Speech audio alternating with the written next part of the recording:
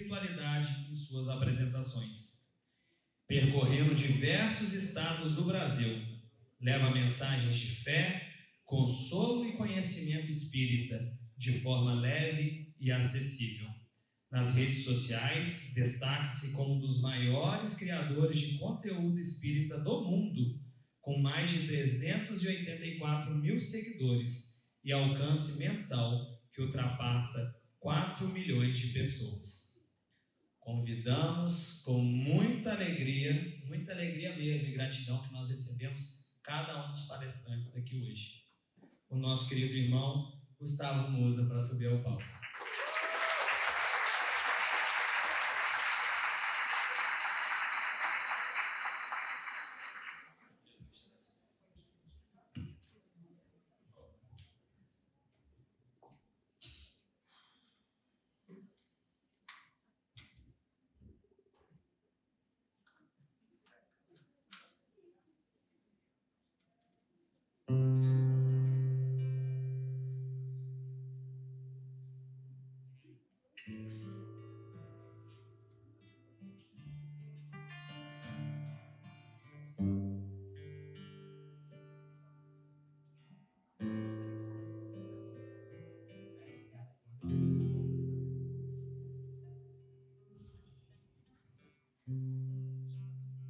Hoje eu vim falar com você que saiu da sua casa e veio até aqui e trouxe a sua fé junto com você. Você que encontra os desafios da vida, mas nunca está desprevenido, porque você sabe que existe alguém lá em cima que olha e que te guarda. Mas também vim falar com você que saiu da sua casa hoje, há muito tempo tem saído da sua casa e deixado a sua fé para trás. Você que não sabe aonde anda a sua fé há tanto tempo, tão cansada, tão cansado, que parece até que não vai dar conta. Às vezes a gente tem a sensação de que não vai dar conta. Às vezes parece que não vai passar. E eu quero dirigir a minha fala hoje para você. Seja bem-vindo, seja bem-vinda. Nos tempos que nós vivemos hoje, tempos de cansaço emocional, tempos de exagero de informações, mas de escassez de discernimento. Tempos de espiritualidade midiática, mas de mergulho raso na reforma íntima. E Kardec nos propõe o contrário. Kardec propõe que a gente possa olhar para as nossas dores e promovermos a reforma íntima, porque não existe, de fato, razão para estudarmos o mundo dos espíritos e não olharmos para as nossas sombras. E que nesta tarde a gente possa então refletir sobre a sombra que cada um carrega debaixo de si. Sim, não é fraqueza, é realidade. Todos nós carregamos sombras. E o propósito é que a doutrina espírita, mais ainda, que Jesus seja a luz que dissipa as nossas sombras. Eu estou aqui dedilhando esse violão para começar a minha fala. E vocês devem estar pensando assim: ele vai cantar. Vou não. Olha, com muita honestidade eu digo a vocês, eu não sou cantor. Eu não tenho a mínima intenção de subir aqui no palco e me apresentar como cantor, Saulo. Porque não sou cantor. Sou músico. Músico eu sou. Mas eu trago comigo a proposta da música, não de ser um cantor. Porque nós, do movimento espírita, precisamos compreender que a música precisa fazer parte do nosso momento de oração. Claro, de reflexão, a música abre o coração, a música amolece a alma. Então, para que a gente tenha música, eu preciso de vocês. Vocês topam me ajudar? Vocês cantam para mim? Vocês cantam para mim? Uma meia dúzia só falou que vai cantar. Mas eu espero que vocês cantem. As músicas que eu trago são bem conhecidas de vocês. Para quem não souber, a letra passa ali. E a gente começa, então, buscando a fé que a gente deixou em casa. Falando de reforma íntima e de Jesus. Pode passar a próxima, por favor, Andresa? Pedindo que a espiritualidade traga para a gente a luz. Subiu, bem alto, bem alto, bem alto. Mais alto, muito mais, muito mais. Tá ficando bom. Vocês conhecem, podem me ajudar. Vamos, Pouso Alegre. Quanta luz nesse ambiente, descendo sobre nós, vibrando em nossa mente. Tá lindo. Quanta luz, quando assim em prece, minha alma cresce aos olhos de Jesus. Olha a luz chegando. Quanta luz, pois em oração a voz do Mestre fala ao nosso coração. Pode arrepiar ou não? Quanta luz descendo sobre nós, quanta luz, quanta luz. Vamos rogar a Maria, ó Mãe Santíssima e do alto, envie para nós a sua luz, Mãe. Abra os nossos corações para a mensagem que aqui receberemos nesta tarde. Quanta luz, quando assim em prece, minha alma cresce aos olhos de Jesus. E agora a última tem que ser alto, força! Quanta luz, pois em oração a voz do Mestre fala ao nosso coração. Quanta luz descendo sobre nós, quanta luz, quanta luz. Palmas a vocês. Muito bom.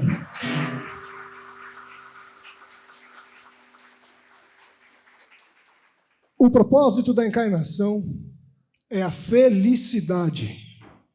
Deus não criou espírito nenhum para vir ao mundo ser triste. Eu começo todas as minhas palestras, por onde quer que eu passe, com essa mesma frase. E eu faço questão, esteja eu no norte, no sul, no centro-oeste, em Minas Gerais, de começar sempre com essa frase, seja qual o tema que eu venha falar. Eu vou repetir para vocês. O propósito da encarnação é a felicidade. Deus não criou espírito nenhum para vir ao mundo ser triste. Eu faço questão de começar com essa frase, porque ela abre um leque muito grande para a gente falar de diversos assuntos. Um deles que permeia o movimento espírita é a falsa impressão que nós temos de que viemos à Terra para sofrer. De que viemos aqui para pagar conta do passado, uma expressão que eu não gosto. E não viemos. Não é verdade. Não é essa a proposta da encarnação. Ah, Gustavo, mas somos reencarnacionistas? Somos. Ah, Gustavo, temos débitos do passado? Temos. Ah, Gustavo, estamos sujeitos à lei de ação e reação? Sim. Ah, Gustavo, o que fazemos no passado reflete na vida atual? Sim. Mas a expressão equivocada que eu repito, pagar conta do passado.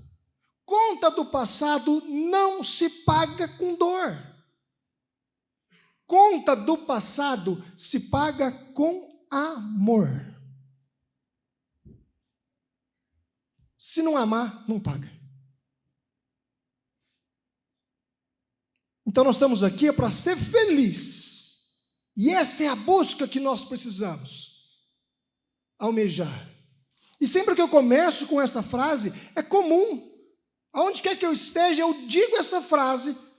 E na primeira frase que eu falo, já tem um monte de gente discordando de mim. É normal. Você vê as cabecinhas balançando assim? Não posso. Mas isso não. Eu sou triste.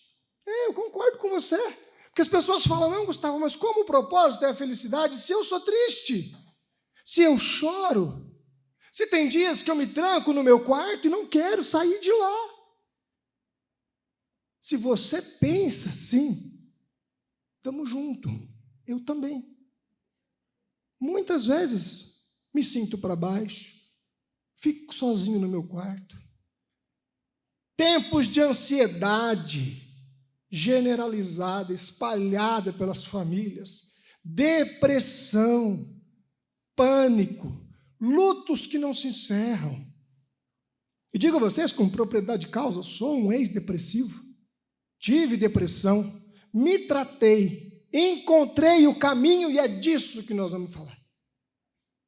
Do caminho para a transformação da dor, dos nossos problemas emocionais, à luz da doutrina espírita.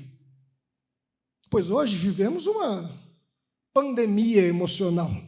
É difícil a família, acho que a família é impossível.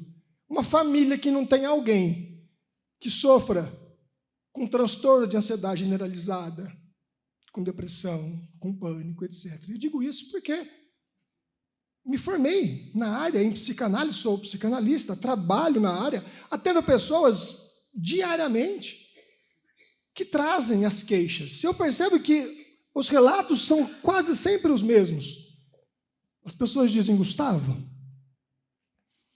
eu trato há 5 anos.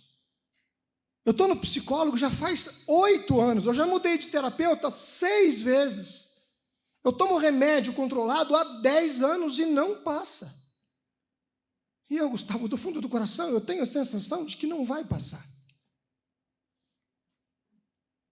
E, de fato, quando a gente está vivenciando esses transtornos emocionais, de fato, o chão some. E a gente acaba tendo a falsa sensação de que não vai passar. De que aquilo vai perdurar para sempre. Mas nós precisamos encontrar a origem. Se nós não soubermos a origem dos nossos problemas, nós não conseguiremos solucionar os nossos problemas.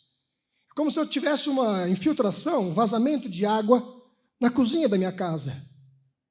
Para que eu solucione aquilo, a primeira coisa é saber de onde vem. Será que é da torneira, da pia? Ou será que é do sifão? Ou será que é do cano que passa embaixo do solo? Aonde está o problema? Enquanto eu não descubro, eu não resolvo. Isso se reflete, se transfere para a nossa realidade com os nossos problemas emocionais. Ansiedade, pânico, depressão tem uma origem, cansaço emocional. Aquele cansaço que não se resolve dormindo. Que eu durmo e acordo cansado do mesmo jeito. Desânimo, aflição, sobrecarga tem origem. E talvez nós negligenciemos a origem que foi nos apontada há 2000 anos atrás, pelas quais hoje nós sentimos dores de cabeças que não passam, enxaqueca no caso, né? Gastrite, insônia, sudorese, pressão alta, tudo isso é reflexo, é a água esguichando na cozinha, mas não é a origem, o corpo só reflete, pois há 2000 anos atrás o mestre nos orientou. Jesus, quando aqui esteve, deixou para nós uma das frases mais bonitas que nós conhecemos, e que pegamos essa frase e colocamos no Facebook, e colocamos no Instagram, fazemos um quadro, botamos na parede da nossa casa. Porque, de fato, é uma frase muito bonita e que tem lições ali. Mas, às vezes, a beleza da frase sobrepõe a lição. Quando Jesus vem nos dizer, e Kardec retrata a frase de Jesus, no Evangelho segundo o Espiritismo, capítulo 6, o Cristo Consolador. Kardec abre o capítulo com a frase de Jesus. Vinde a mim, vós que estáis aflitos e sobrecarregados, e eu vos aliviarei. Verás que sou brando e humilde de coração, e achareis cura para as vossas almas, pois é suave o meu jugo e leve o meu fardo. Bonita, né? Frase linda. Mas não pode ser só bonita. O que você entende quando você lê isso? Olha, se você entende assim, Jesus falando para a gente, está aflito? Está sobrecarregado? Deixa comigo que eu resolvo. Está errado. Não foi isso que ele disse. Não foi isso que ele disse. Olha, eu vou resolver teus problemas, tá? Você aqui está sobrecarregado, está difícil, né, coleguinha? Está pesado, cansou. Calma, eu resolvo para você. Não é isso. Não é isso. Lá no finalzinho tem duas informações importantíssimas que passam batido. Quando Jesus fala assim, lá no final, e encontrareis cura para as vossas almas. Aqui tem duas informações, atenção, para a gente prestar atenção nisso. Quando ele diz, e achareis cura, ele está dizendo assim, vai passar. Entendeu? Quando ele fala achareis cura, ele está dizendo assim, passa. Não vai durar para sempre. Se tem cura, é porque passa. É só encontrar o remédio. Porque cura é para doente, e doente precisa de remédio. Então a sensação que a gente tem de que nunca vai passar é uma sensação humana, momentânea, limitada aos olhos do Espírito encarnado. Mas o consolo de Jesus é que passa. Calma, calma, vai passar. E na sequência ele completa com a segunda informação, que talvez seja a mais importante. E achareis cura para as vossas almas. Ele não disse achareis cura para os vossos corpos. Ele disse acharei cura para as vossas almas, nos dando o caminho que o que está doente é a alma. O corpo é só o reflexo, a dor de cabeça, a gastrite e tudo mais, é reflexo de uma alma adoecida. Quer curar? O foco é na alma, não é no corpo. E eu quero ressaltar aqui que é de extrema importância mantermos a medicação. Não abandone a sua medicação. Porque o corpo adoece, é reflexo, mas também adoece. E o corpo precisa da medicação para poder se equilibrar. Então nunca abandonem a medicação. Se um dia algum médium disser para vocês abandonar a medicação, abandone o médium. Não tenham dúvida. Continue com a medicação. Não passa sem ela. E eu falo para vocês, sou um ex-depressivo. Porque eu fui entender que o caminho de saída de todos os desequilíbrios emocionais passa obrigatoriamente por 3 alicerces. É físico, sem dúvida que é, o corpo adoece. Os neurotransmissores já não funcionam mais direito. Não fazem as sinapses como deviam fazer. É emocional, porque é um abalo que a gente sente, um trauma ou algum desgaste ao longo da vida. Mas também é espiritual, e aqui está o X da questão, e eu falo para vocês, sem medo de errar no número, 100% dos nossos transtornos emocionais estão associados a quadros espirituais, sendo eles causa ou consequência mas todos estão associados a processos obsessivos. E é por isso que toma remédio há 10 anos e não melhora. É por isso que vai no psicólogo há 5, 6, 7 anos e não passa. Ah, Gustavo, eu até melhoro, de vez em quando eu sinto que eu dou uma firmada, eu falo, agora vai. Aí, de repente, eu caio tudo de novo. Aí dá um desânimo, porque que eu estou indo bem, eu falo, agora eu encontrei alguém que resolveu para mim. E aí está o problema, alguém que resolveu para mim. Aí eu caio tudo de novo. Porque tratou o corpo, porque tratou a mente, mas não tratou o espírito para equilibrar essa balança de 3 lados. E André Luiz vem nos trazer, no livro Evolução em 2 Mundos, o quanto as nossas impressões emocionais causam impacto no corpo físico. André Luiz vem dizer que todos, olha, disse todos, hein? Está lá no livro. Todos os nossos desequilíbrios emocionais são projetados nas células através dos bióforos, que são centros de força localizados nas mitocôndrias ou nos citoplasmas. Você fala, Gustavo, eu não entendi nada. Eu também não entendi. Quando eu li, eu falei, o que ele está falando? Parece aula de biologia, né? Parece. Eu nunca fui bom em biologia, ficou difícil para eu entender. Mas se for trazer para a nossa realidade, uma linguagem mais simples, o que o André Luiz está falando assim, ó, tudo que você sente e pensa chega na sua célula. Simples. É isso que ele está dizendo. Ele está dizendo que as nossas células, todas, têm um conectorzinho emocional, que ele chamou de bióforo, mas que nada mais é do que um receptor emocional. Sentiu emoção, chega na célula. Raiva, chega na célula. Tristeza, chega na célula.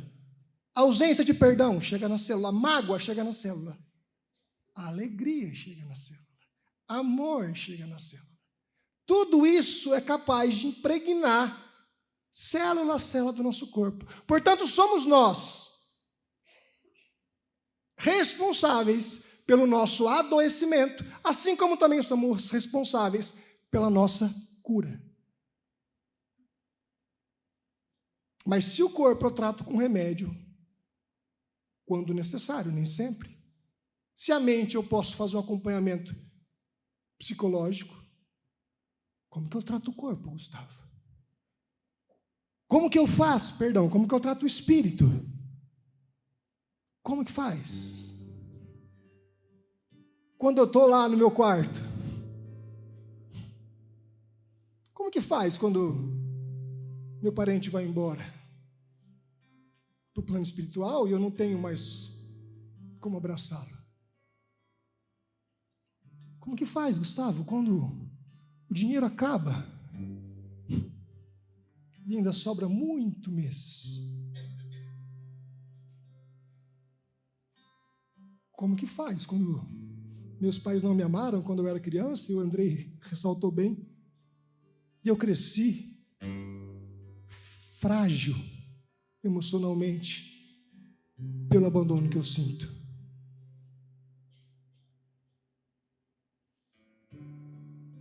Calma. Calma. Então, nesse momento, se eu pudesse conversar com a sua alma, eu diria, fique calma.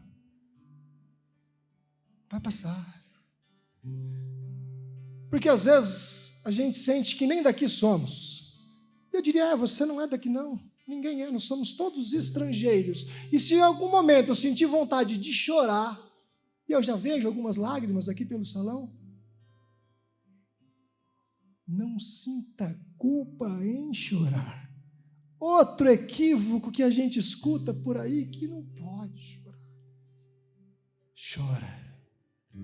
Mas enquanto chora, aproveita para orar.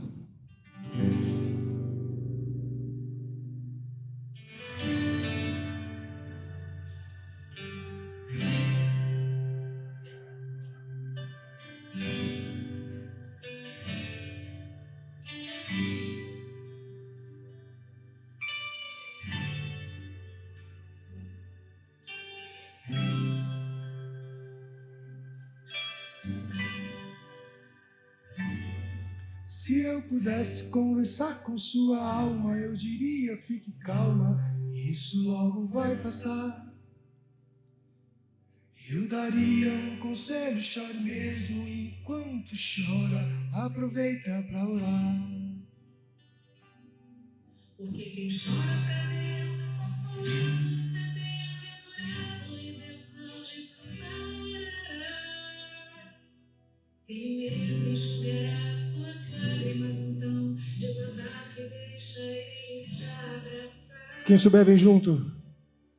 Calma, calma, não se preocupe, tenha calma, calma, calma, eu dedico esse refrão pra sua alma.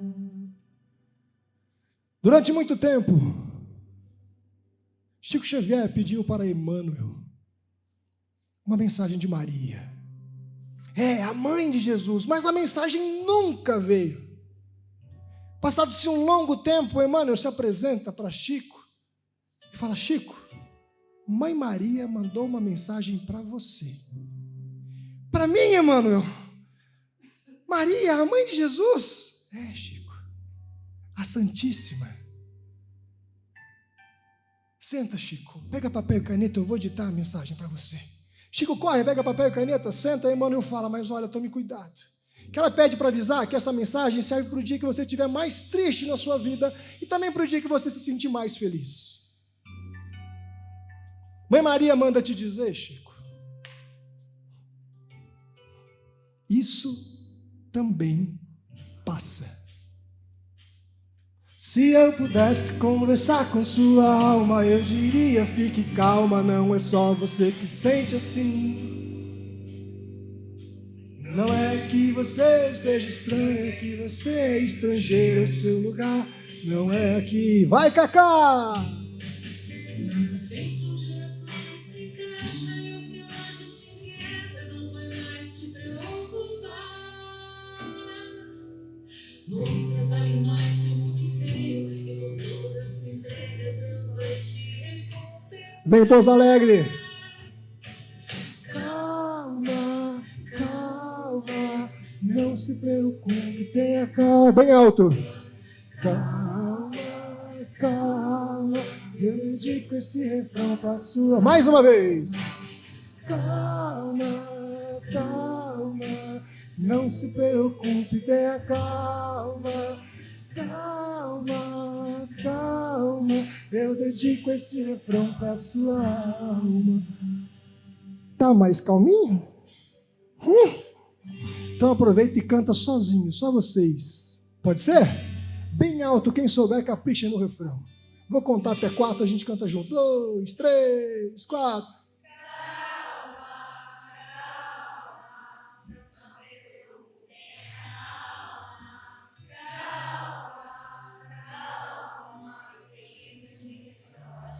Vem, Cacá. Não se preocupe, tenha calma. Eu dedico esse refrão para sua alma. Palmas para vocês e para Cacá Rezende, por favor.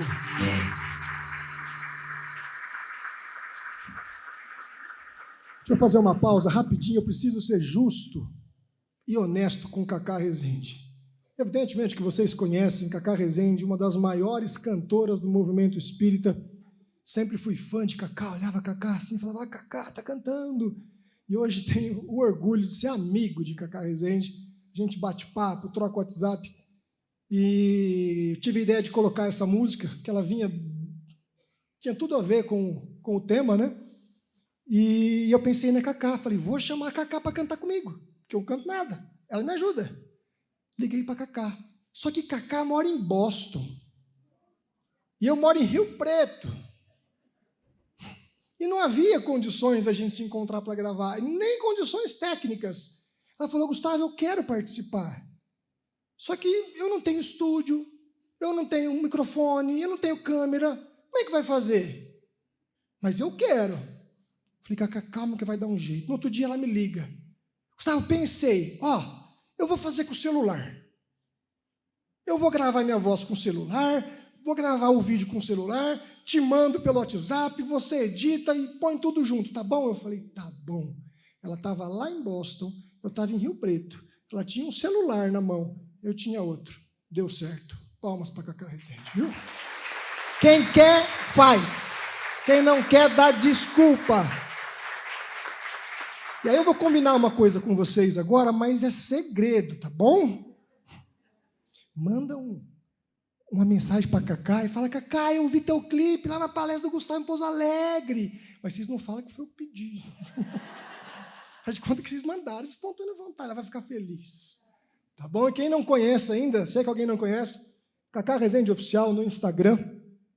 Você pode seguir a Cacá e siga ela, por favor. E as plataformas musicais ali, que você encontra todo o repertório da Cacá, principalmente para criança, os evangelizadores. Cacá tem bastante música para criança, tá bom? Isso dito, vamos continuar que o tempo é curto, eu tenho só 2h30. Mentira, está acabando. Vocês me avisam quando estiver acabando, tá bom? Uns 10 minutinhos. Para falar do remédio, da cura, da alma.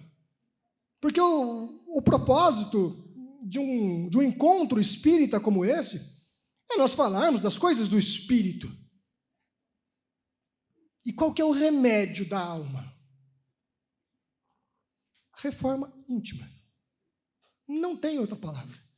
Você pode usar outras formas de dizer, mas vai cair na mesma conclusão. Remédio para a alma.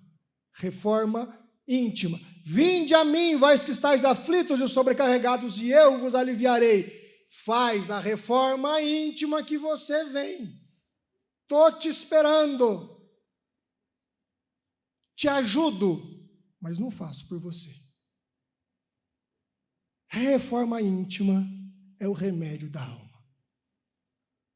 Mas é muito importante, quando a gente fala de reforma íntima, nós entendermos que ela precisa nascer um passo antes. Ela tem que nascer no autoconhecimento. Reforma íntima sem autoconhecimento não perdura. Não dá os bons frutos que poderia dar se houvesse uma análise prévia. Poxa, eu vou reformar essa sala aqui, ó. Supondo que ela não está bonita, ela está linda, mas supondo que ela não está bonita. Então eu vou olhar e falar assim, poxa, eu preciso trocar a cor da parede, eu acho que eu vou mudar o piso, eu acho que a luz não está legal. Se eu não fizer isso antes, a reforma não fica boa. Eu vou gastar mais dinheiro do que eu precisava e vai dar menos resultado. Vocês estão com calor, né? Eu também. Então, a reforma íntima nasce no autoconhecimento. Olhar para aquilo que você quer reformar, no caso, você mesmo, e buscar a resposta do que é que não está legal. E quando eu disse que todos os casos de desequilíbrios emocionais são acompanhados de transtornos obsessivos, a desobsessão é um dos pontos fundamentais para que a gente possa iniciar a reforma íntima. Precisa fazer desobsessão. A desobsessão tem duas formas de ser feita. Cada uma delas eu posso dividir em 2. A primeira, desobsessão direta, casa espírita. Trabalho mediúnico, desobsessão. Muitas vezes precisa. Recorra à casa espírita. Passe pelo trabalho de desobsessão sem vergonha nenhuma. Não tem por que ter constrangimento de ir lá se reconhecer como um necessitado do trabalho. Qual o problema? Quem não é? Aquele que não é, já é, porque o orgulho já o feriu. Aquele que diz que não é, já é. Porque a vaidade já lhe tomou conta. Então, quando necessário, faça uso do trabalho de desobsessão da casa espírita. Mas entenda que trabalho de desobsessão só funciona se houver reforma íntima, senão é enxugar gelo. A entidade obsessora vai ser retida, vai ser contida, vai ser acalmada.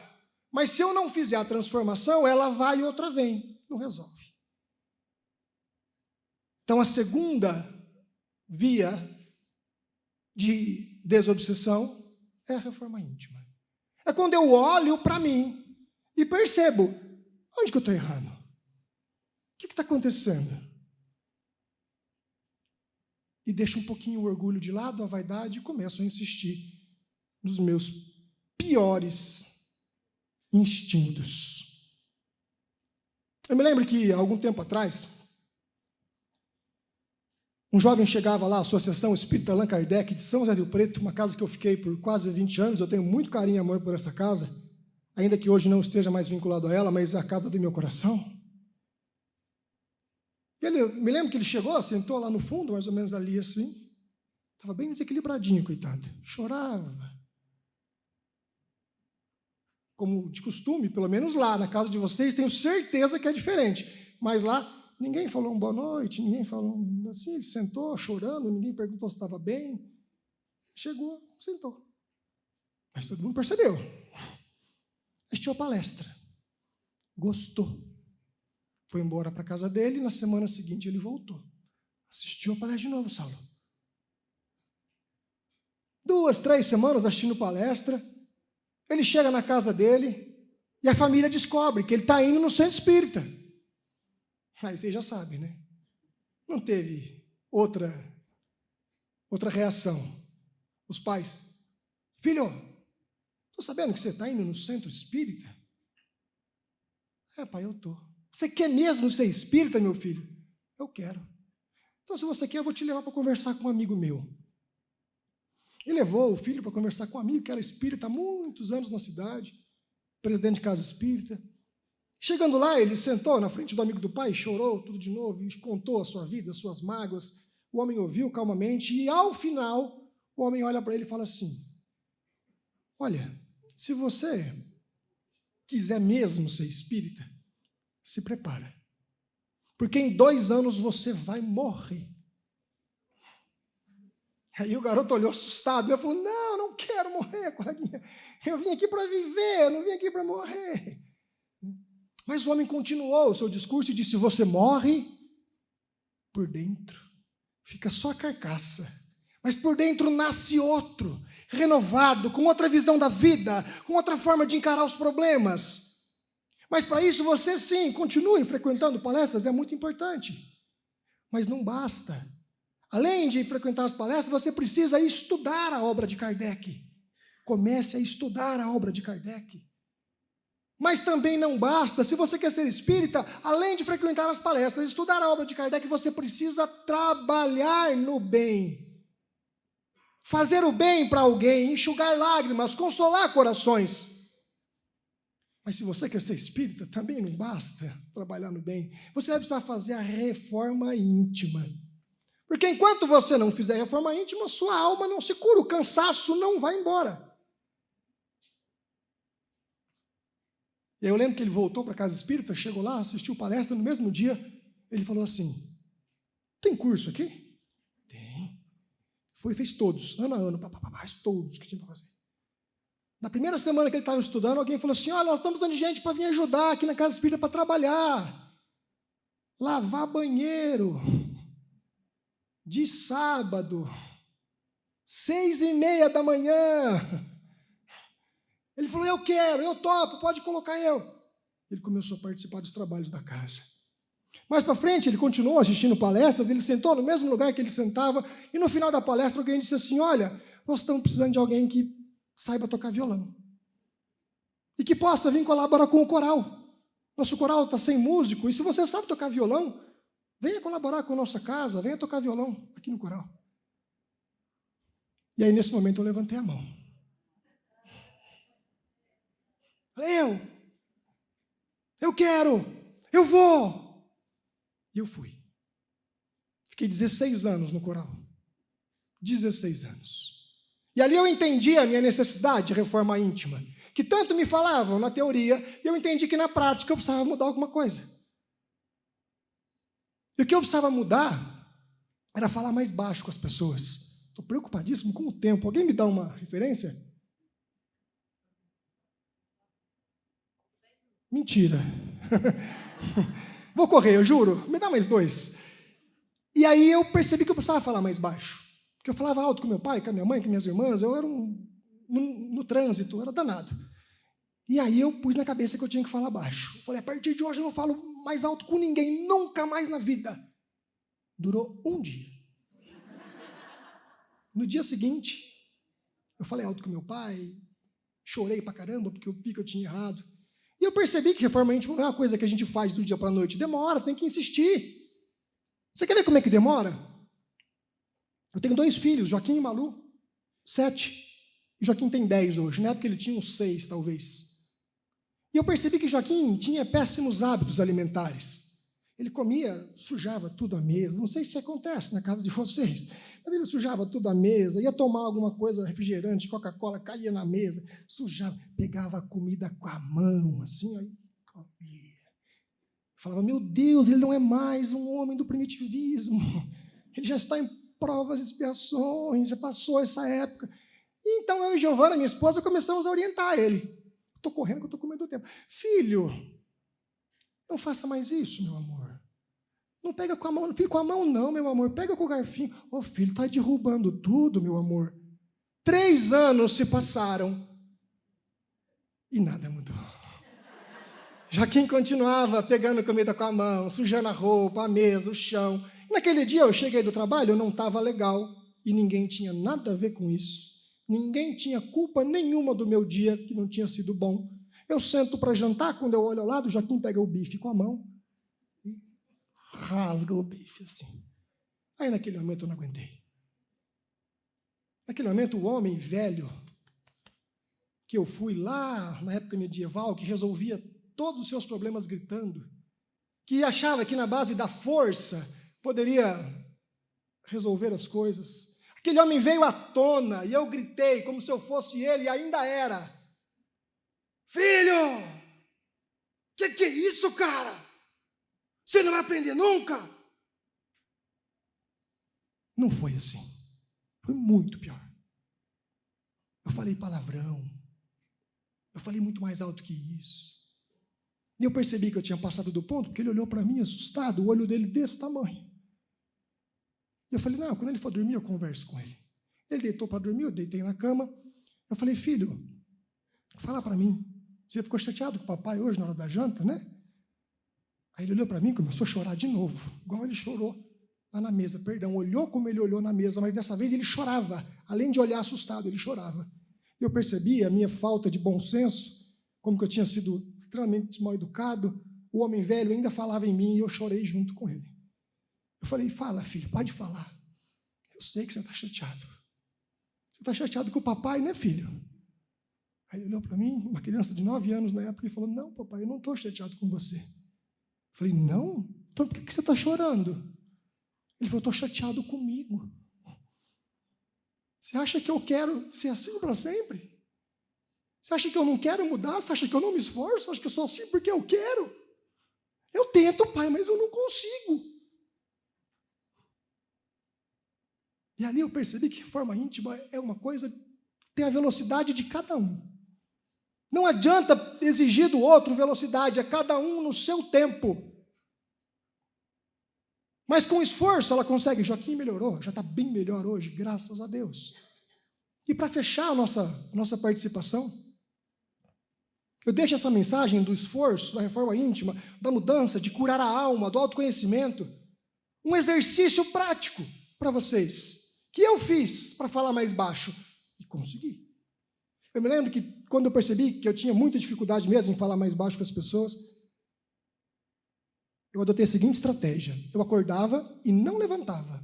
Eu sentava na cama, eu fechava meus olhos e eu me imaginava falando baixo com as pessoas. Na minha imaginação, eu era a pessoa mais educada do mundo. Alguém falava alto comigo e eu respondia baixo. Alguém me fechava no trânsito e eu não respondia. Alguém me ofendia e eu mantinha o tom de voz. E eu imaginava aquilo todos os dias. E quando as situações aconteciam na rua, no dia a dia, então eu me sentia preparado para reagir daquela forma.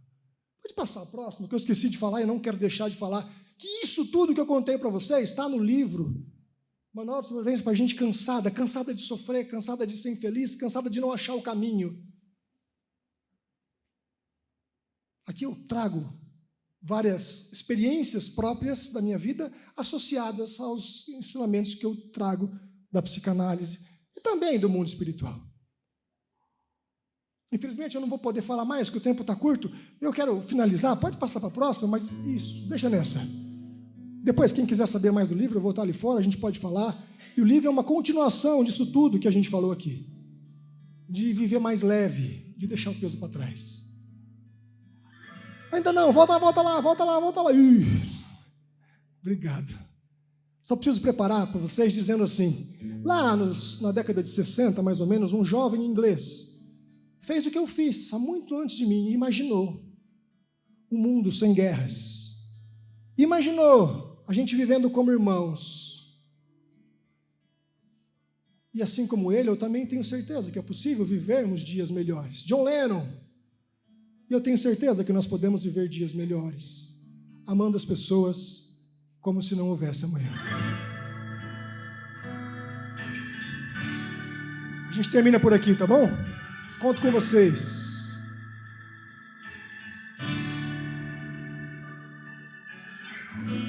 Imaginar que o mundo possa viver em paz. Não há inferno, não há céu. É só tentar imaginar. Somente o firmamento feito apenas para sonhar. Isso sem fronteiras. Só mais um pouquinho de volume. Vivendo pra obrigado. Viver.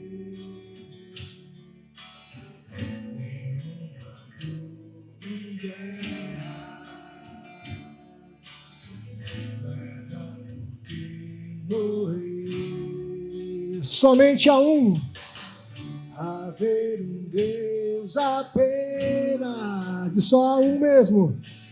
Como é bom imaginar, não é loucura nem sonho, além de mim há mais alguém. Eu sei que vocês estão comigo nessa. Se junte a quem pensa assim também. E esse mundo vai ser um só. Certa vez, Raul Seixas, o maluco beleza, ele nos disse que sonho que se sonha só é só um sonho, mas sonho que se sonha junto é realidade. Eu tenho certeza que vocês, assim como eu, vocês também sonham com dias melhores.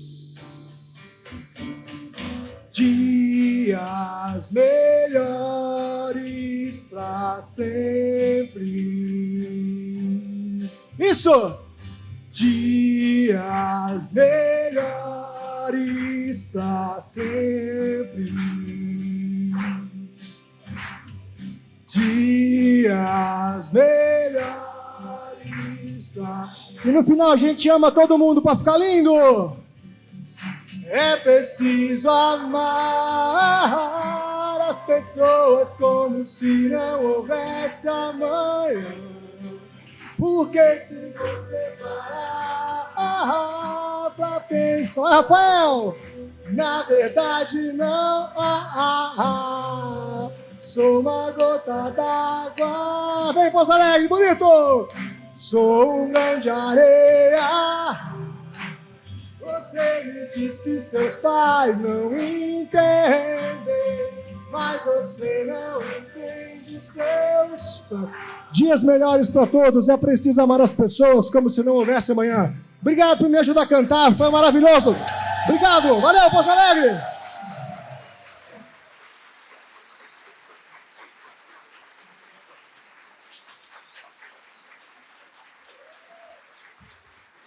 Obrigado, desculpa passar um minutinho do horário.